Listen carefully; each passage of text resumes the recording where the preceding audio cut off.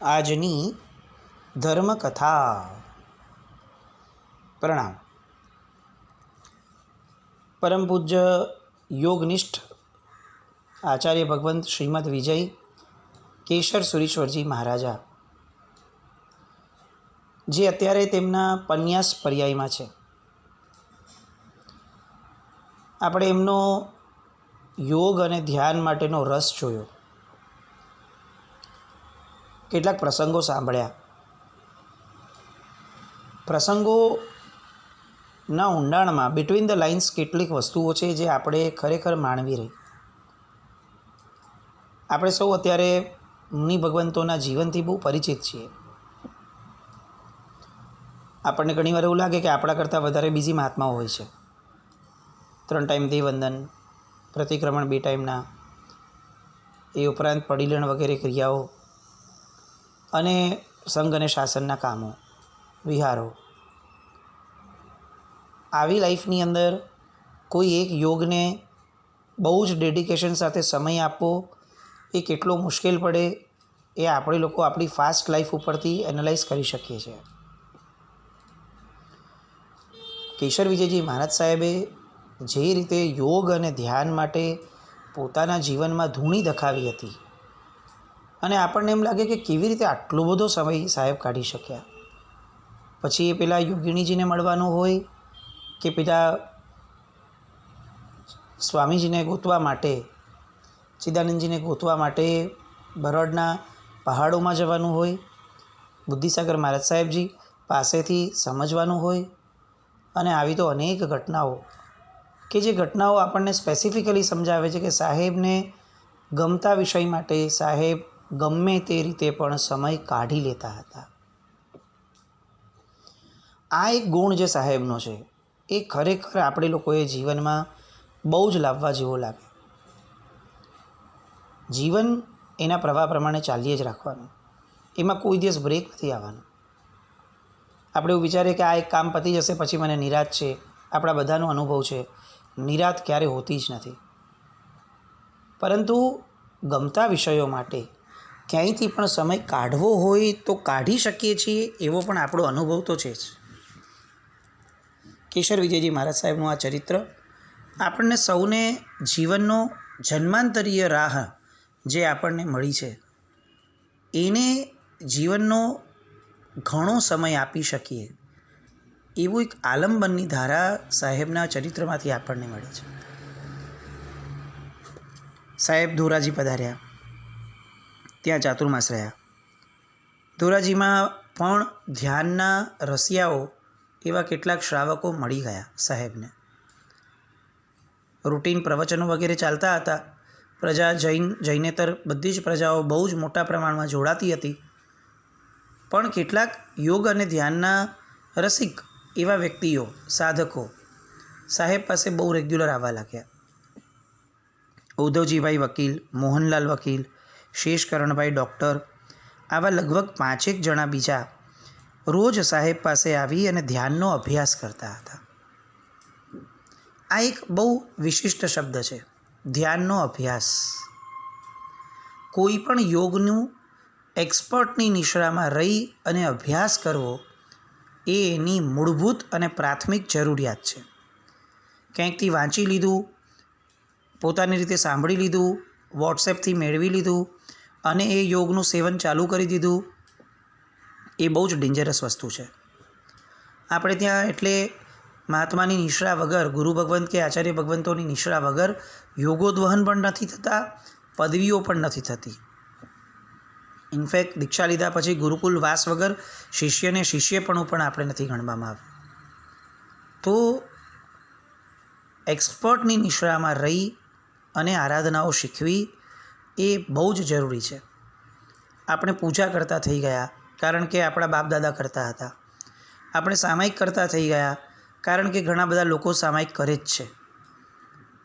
કયા એક્સપર્ટની નિશ્રામાં આપણે ટ્રેનિંગ લીધી છે એ આપણે વિચારવું રહ્યું. અને એ કદાચ નથી, એના કારણે પરિસ્થિતિ એવી આવીને ઊભી છે કે આપણી આગળ કોઈ પણ આપણી આરાધના જે ચાલુ છે એનું પણ ઊંડાણ નથી. કોઈક એમ કહેશે કે આ રીતે અહીંયા પૂજા ન થાય, એટલે આપણે એમ કહેવું પડે કે એમ ન થાય, સારું હવે નહીં કરીએ. અને બીજો આવીને કહે કે આ પૂજા તો આમ જ થાય. એટલે આપણે કન્ફ્યુઝ થઈએ અને ઘણે ખરે અંશે એવું થાય કે આપણને એ પૂજાની વિધિઓના માથાકૂટોનો જ કંટાળો આવી જાય અને અંતે આપણે જે કરતા હતા એ પાછું ચાલુ કરી દઈએ. પણ જ્ઞાન, દર્શન અને ચારિત્રનો જે ક્રમ છે એ ક્રમને આપણે ક્યારેય જાળવતા નથી. પહેલું જ્ઞાન છે, પછી ક્રિયા છે, અને જ્ઞાન જ્ઞાનીની નિશ્રામાં જ છે. એટલે તે વિષયના જે જ્ઞાની હોય એની નિશ્રામાં આપણે જ્ઞાન મેળવીને આરાધના કરીએ એ બેટર. આ જ વસ્તુ ધોરાજીના આ શ્રાવકો સાહેબ પાસેથી ધ્યાનનો અભ્યાસ કરવા આવતા ત્યારે આપણને એ જાણે પ્રેરણા કરી રહ્યા હોય એવી ઘટના લાગે. સાહેબ આગળ ત્યાં અમદાવાદના એક રહીશ હતા અને રાજકોટના પોલીસ ઇન્સ્પેક્ટર મોહનલાલભાઈ, એ બંને અમદાવાદ અને રાજકોટથી અવારનવાર આવતા હતા અને સાહેબની પાસે બેસીને જ્ઞાન ચર્ચાઓ કરતા અને અમદાવાદ રાજકોટ પહોંચ્યા પછીથી પત્ર વ્યવહાર દ્વારા પણ પોતાના કેટલાક પ્રશ્નો વગેરે જે છે એ સાહેબ પાસેથી સમાધાન લેતા હતા. અહીંયા સાહેબે જેટલો પણ અવકાશનો સમય મળ્યો એમાં કેટલાક પુસ્તકો લખ્યા. સાહેબના પુસ્તકોનું એક આખું બહુ મોટો ક્રમ છે. આપણે ચોક્કસપણે ઈચ્છીએ છીએ કે સાહેબના દરેક પુસ્તકોને આપણે એની અંદરના કન્ટેન્ટ સાથે એકવાર લેવું જ છે કે જેના કારણે ખબર પડે કે આટલું મોટું જ્ઞાનની પરબ જે છે આટલી મોટી એ આપણાથી બહુ જ સરપ્રાઇઝિંગલી અજાણ રહી છે. સાહેબના પુસ્તકો અચૂક વાંચવા જેવા હોય છે. એમાં આ ધોરાજીના ચાતુર્માસમાં ગૃહસ્થ ધર્મ અને નીતિમય જીવન, આ 2 પુસ્તકો સાહેબે ત્યાં લખ્યા હતા. એ જ ચાતુર્માસની અંદર કેટલીક નબળી ઘટનાઓ પણ બની. એમાંથી એક થયું કે એમના સંસારી લઘુબંધુ વ્રજલાલભાઈ, કે જેઓ ધાર્મિક જ્ઞાન અને ધાર્મિક સંસ્કારોમાં સાહેબના સહવાસમાં બહુ જ રહ્યા હતા અને દીક્ષા લેવાની ભાવના પણ હતી, તેમનું અચાનક જ બીમારી આવવાના કારણે મૃત્યુ થયું. સાહેબના માટે એમણે કેટલાક વાક્યો વગેરે લખ્યા હતા કેશર વિજયજી મહારાજ સાહેબ અને ભાઈ મહારાજ માટે. એમાં શ્રી વ્રજ વિનોદ નામનું એક પુસ્તક જે છે એ એના પછી છપાવવામાં આવ્યું, જેમાં એમના દ્વારા લખાયેલા, વ્રજલાલભાઈ દ્વારા લખાયેલા કેટલાક સાહેબના પ્રસંગો અને વાક્યો વગેરે છે. ત્યારબાદ ત્યાંથી જૂનાગઢનો ચરિપાલિત સંઘ નીકળ્યો. વાંકાનેરનું ચાતુર્માસ નક્કી થયું નેક્સ્ટ, અને વાંકાનેરના એક ભાઈની દીક્ષા પણ થઈ. મહેન્દ્ર વિજયજી મહારાજ સાહેબ નામ પડ્યું. હવે વાંકાનેરના ચાતુર્માસની અંદર વ્યાખ્યાનવાણી વગેરેનો તત્વબોધ એ બહુ સરસ રીતે ચાલી રહ્યો હતો. પણ સંવત 1974ની એ સાલ, almost 100 years back, all over ઇન્ડિયાની અંદર ઇન્ફ્લુએન્ઝા નામનો ઝેરી તાવ એ સમયે ફાટી નીકળેલો. આજે આપણે કોરોનાથી ગ્રસ્ત છીએ અને કોરોનાની આપણી પાસે કોઈ રસી કે કોઈ મોટો જવાબ આપણી પાસે હજી ડેવલપ નથી થયો. સેમ વે ઇન્ફ્લુએન્ઝા એ સમયે નવું હતું. કોઈ વેક્સિન, કોઈ દવા, કોઈ ઈલાજ કોઈની પાસે નહોતો અને ઝેરી તાવ આવે અને બહુ ઓછા સમયની અંદર આ ઝેરી તાવના કારણે માણસ ઉપડી જાય અને એના કારણે સેંકડો લોકો રોજ મરતા હતા. વાંકાનેરમાં આ બીમારી એના છાંટા ઉડવાના શરૂ થયા. ખાસ્સા એવા લોકોને શહેરની અંદર આ બીમારી થવા લાગી. ઘર બીમારી થઈ એમ કહીએ તો બી ચાલે. અને એની અસરો ઉપાશયથી પણ બહુ દૂર ન રહી અને પન્યાસ દેવ વિજયજી મહારાજ સાહેબને બીમારી લાગુ પડી. ભગવાનની કૃપાથી થોડા દિવસમાં આરામ થઈ ગયો, પણ એના પછી તરત જ કેશર વિજયજી મહારાજ સાહેબને પણ આ ઝેરી તાવ થયો. સારવાર માટે ડૉક્ટર વગેરે આવ્યા. ગોટાનો શેક વગેરે જે કરવાનું હતું, દવા આપવાની હતી, એ બધું જ બહુ સરસ રીતે આ વાંકાનેરના શ્રાવકોએ સારામાં સારી શુશ્રૂષા અને ભક્તિ કરી. એ સમયે ત્યાં હિતવર્ધક સભા નામની એક સંસ્થા હતી, જેના મેમ્બરો ખડે પગે સાહેબની આ બીમારીની અંદર ઊભા રહ્યા. 3-4 દિવસમાં ન્યાય વિજયજી મહારાજ સાહેબને પણ તાવ આવ્યો, દર્શન વિજયજી મહારાજ સાહેબને પણ તાવ આવ્યો. આમ લગભગ 5 સાધુ ભગવંતોમાંથી 3ને બીમારી થઈ. 15 દિવસે ન્યાય વિજયજી મહારાજ સાહેબને આરામ થયો, દર્શન વિજયજી મહારાજ સાહેબને પણ આરામ થયો, પણ કેશર વિજયજી મહારાજ સાહેબની તબિયત હજી પણ એટલી જ ડાઉન અને વીકનેસ સાથેની રહેવા લાગી. હવે આ બધી બીમારીમાં અણધાર્યો એક બીજો પ્રસંગ એ બન્યો કે બારડોલીની અંદર પૂજ્ય ગુરુ ભગવંત કમલસુરી મહારાજ સાહેબ એ બિરાજમાન હતા. એમના કાળ ધર્મનો સમાચારનો પત્ર તાર એ અહીંયા આવ્યો. બારડોલીની અંદર પૂજ્યશ્રી બિરાજમાન હતા. પર્યુષણ પર્વ બહુ સરસ રીતે પસાર થયું. ભાદરવા 14 સાહેબે ત્યાં બેઠા હતા ઉપાશ્રયમાં. ખુલ્લું વાતાવરણ હતું અને ત્યાં આગળ જ એમણે લાભીજી મહારાજ સાહેબને બધાને કીધું કે હવે અહીંયા સિવાય આપણે બહુ આગળ જવું નથી. ઉપાશ્રયનો આ ભાગ જે છે એ ભાગમાં જ હું અહીંયા સ્થિરતા કરીશ. એ રીતે બધી વાત કરવા લાગ્યા અને ત્યાંથી સાહેબે પોતાની આરાધના આગળ વધારતા આસો સુદ ચોથના દિવસે એમને ત્યાં ઇન્ફ્લુએન્ઝાનો તાવ શરૂ થયો. સાહેબને પાંચમનો ઉપવાસ રહેતો. આ એક વસ્તુ ખાસ લેવાનું કારણ આ છે. આસો સુદ ચોથના દિવસે સાહેબને તાવ આવ્યો અને વેરી નેક્સ્ટ ડે આસો સુદ પાંચમ કમલસુરી મહારાજ સાહેબે એમના આખા જીવનકાળ દરમિયાન જ્યારથી પાંચમની આરાધના શરૂ કરી હતી ત્યારથી લઈને એમના જીવનના છેલ્લા શ્વાસ સુધી અખંડપણે પાંચમનો ઉપવાસ કર્યો હતો. અખંડપણે એક પણ પાંચમ મિસ ન થઈ. આ ઘટના હજી કદાચ આપણને મોટી ન લાગે કારણ કે આવું આપણે ઘણીવાર સાંભળ્યું હશે, પણ જે બેસ્ટ પાર્ટ લાગ્યો એ હતો કે ઝેરી તાવ આવ્યો. લોકો ટપોટપ આ તાવથી મરી રહ્યા છે એ એમને પણ ખબર હતી. ડૉક્ટરોએ સ્ટ્રીક ના પાડી હતી કે સાહેબ નહીં જ થાય. ભૂખ્યા રહ્યા, દવા ન લીધી, બહુ તકલીફો થશે. અને તેમ છતાં કમલસુરી મહારાજ સાહેબનો જવાબ ફિક્સ હતો કે મારે આસો સુદ પાંચમ છે, પાંચમની આરાધનાનો ઉપવાસ છે. સુદ પાંચમે એકાસનું ન થાય, ઉપવાસ ન થાય, કશો વાંધો નહીં, વદ પાંચમે કરી લેશું. આવી વૃત્તિવાળા આપણે. અને સાહેબ ઝેરી તાવ છે, મૃત્યુનો કોઈ ભય સાહેબના મનમાં નહીં હોય. અને સાહેબે બહુ સ્પષ્ટપણે ઉપવાસનો નિર્ધાર દેખાડ્યો અને પોતે ઉપવાસ કર્યો. બીમારી વધી. 8માંથી 4 સાધુ ભગવંતોને ત્યાં પણ તાવ આવ્યો. ડૉક્ટરોએ બચવાની આશા બહુ ઓછી બતાવી અને લાભ વિજયજી મહારાજ સાહેબે જે પણ કંઈ પુણ્ય વગેરે કાર્યો કરી શકાય સાહેબ નિમિત્તે એ બધા કરાવડાવ્યા. સાહેબે પોતે નોંધપોથી પણ લખી હતી.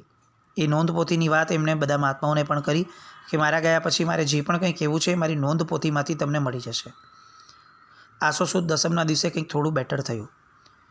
એના પછી લોકોને પણ આનંદ થયો કે ચાલો સાહેબની તબિયત સુધરી.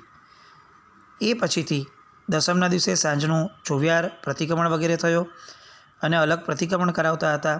એટલામાં ચાલુ પ્રતિક્રમણે સંઘ આખો હાજર હતો આ બાજુ અને સાહેબને રૂમમાં પ્રતિક્રમણ કરાવતા હતા. અતિશય સ્વસ્થ અવસ્થા હતી.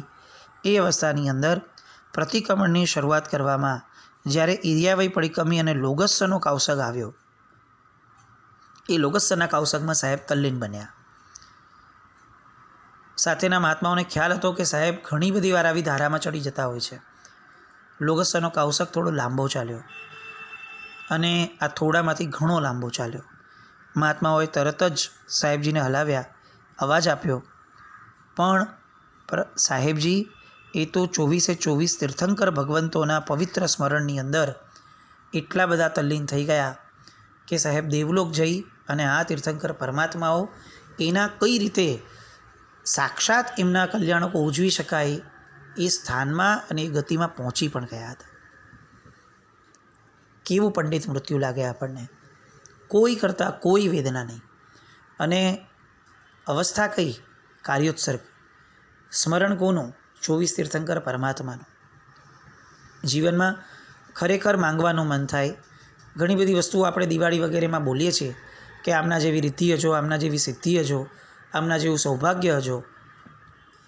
સાધકોના જીવનમાં આ બધા ચરિત્રો સાંભળીને પોતાની એક નોંધપોથી હોવી જોઈએ કે મને આમના જેવું આ ગુણ મળજો. અને એમાં શિરમોર લખી શકાય એવું આ પ્રસંગ કે આપણને કમલસુરી મહારાજ સાહેબ જેવું સમાધિ અને પંડિત મૃત્યુ હજો. કાવસગ કરતાં સંપૂર્ણ સભાન અને સંપૂર્ણ સ્વસ્થ અવસ્થાની અંદર પ્રતિક્રમણ ચાલી રહ્યું છે. ક્રિયાની અંદર કાળધર્મ પામવો અને એવી રીતે કાળધર્મ પામવો કે બાજુના મહાત્માઓને પણ ખ્યાલ પણ ન આવે. આપણે ખાલી કલ્પના કરીએ કે કેવો નાનકડો ડચકો અંદરથી નીકળ્યો હશે, કે બાજુવાળા મહાત્માને ખ્યાલ પણ નહીં આવ્યો કે આ મહાત્મા કાળ ધર્મ પામી રહ્યા છે. મૃત્યુની વેદના ભયંકર વર્ણવી છે, પણ એ બધું એની માટે કે જે ભયંકર પાપમાં છે. આ પુણ્યશાળી જીવો, આ સાધક જીવો કેટલી સહજ જાણે કપડાં બદલતા હોય એવી રીતે ગતિ બદલી અને બીજા જીવનમાં પહોંચી જતા હશે. આપણે બધા આવા પંડિત મૃત્યુને પામીએ એ ખરેખર આપણા બધાની ઈચ્છા, ધારણા અને સંકલ્પ રોજની ભક્તિ પછી પરમાત્મા પાસે હોવો જોઈએ. બધે તાર મોકલાયા અને આસો સુદ 11ના દિવસે બપોરે 2 વાગે સાહેબની બારડોલીની અંદર જય જય નંદા, જય જય બધાના પવિત્ર શબ્દોચ્ચાર સાથે સુખડના લાકડાથી અગ્નિદાહ આપવામાં આવ્યો. આ આખી જે ઘટના થઈ એ ઘટનાની જાણ ત્યાં સાહેબને થઈ. નીચે એ પણ લખાયું કે સાહેબ કમલશ્વરી મહારાજ સાહેબે બારડોલીની અંદર જે ચાતુર્માસ કર્યું એમાં એટલી સરસ સુવાસ ફેલાઈ ગઈ હતી કે સાહેબના કાળધર્મના કારણે સ્વયંભૂ 7 દિવસ સુધી કસાઈઓએ કસાઈખાનું બંધ રાખ્યું અને માછીમારોએ પાણીમાં ઝાડ નાખવી પણ બંધ રાખી અને મહાજનોએ આ બધા લોકોને 7 દિવસના ભરણપોષણનો લાભ સામે ચડીને પોતે લઈ લીધો.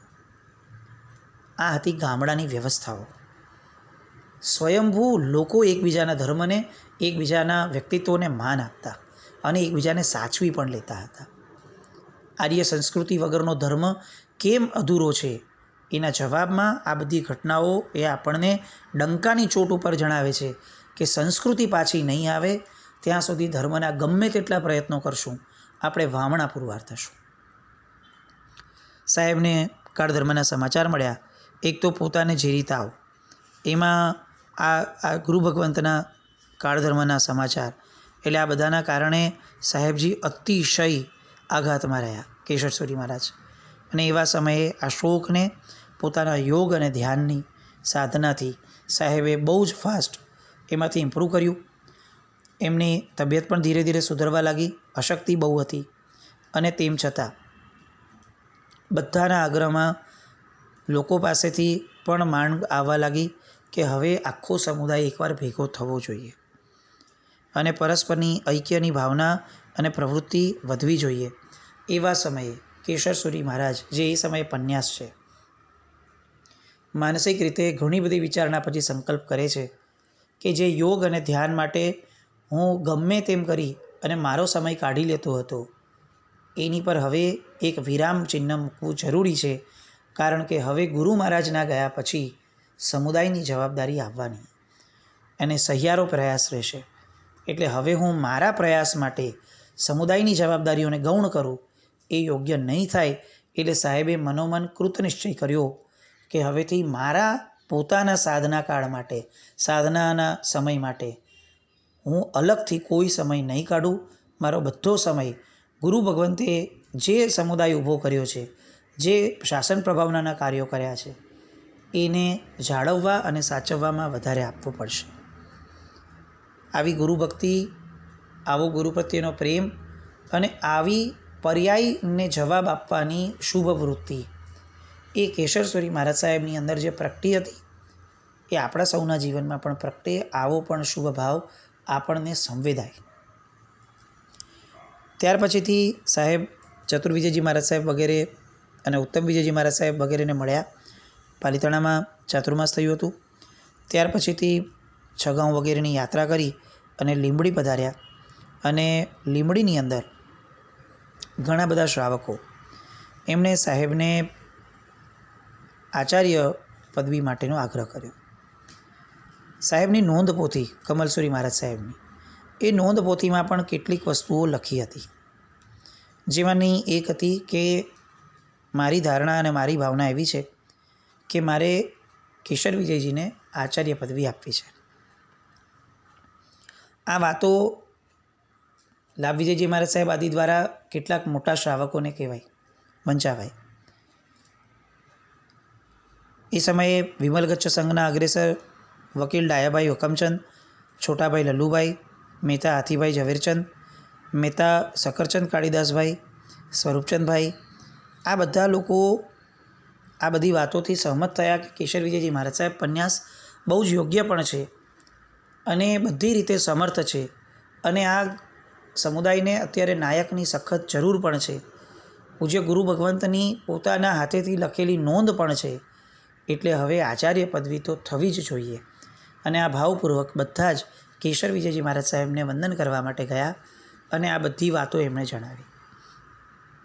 કેશર વિજયજી મહારાજ સાહેબ પોતે પણ સમજે છે કે આ કાર્ય ખરેખર જરૂરી છે, પણ એમણે જે એ લોકો હારે વાત કરી, આપણા રૂવાડા ઊભા કરેલી એવી વાત, કેશર વિજયજી મહારાજ સાહેબના મનમાં કઈ ધારા ચાલતી હશે, કઈ પવિત્રતાનો પુંજ એ સાહેબની અંદર ખૂટીને ભર્યો હશે અને પોતાના ભવાંતરની કેટલી હદ સુધીની સૂક્ષ્મ વિચારણા આ કેશર વિજયજી મહારાજ સાહેબમાં ભરાયેલી હશે, એ એમના શબ્દો દ્વારા છલકાય. શ્રાવકોની વિનંતીની સામે પૂજ્યશ્રીના કયા શબ્દો આવ્યા, આચાર્ય પદવી માટે કઈ રીતે એમણે જવાબ આપ્યો અને આ જવાબથી એ શ્રાવકોના મનમાં અને જીવનમાં શું પરિવર્તનો આવ્યા. જીન શાસનની જવલ્લે જ સાંભળવા મળતી આ ઘટના અને જીન શાસનની ગરિમાને 4 ચાંદ લગાડતી એવી આ ઘટના આવતીકાલે જોઈએ. જીન આજ્ઞા વિરુદ્ધ કંઈ પણ બોલાયું હોય તો મિચ્છામિ દુક્કડમ. જૈનમ જયતિ શાસનમ.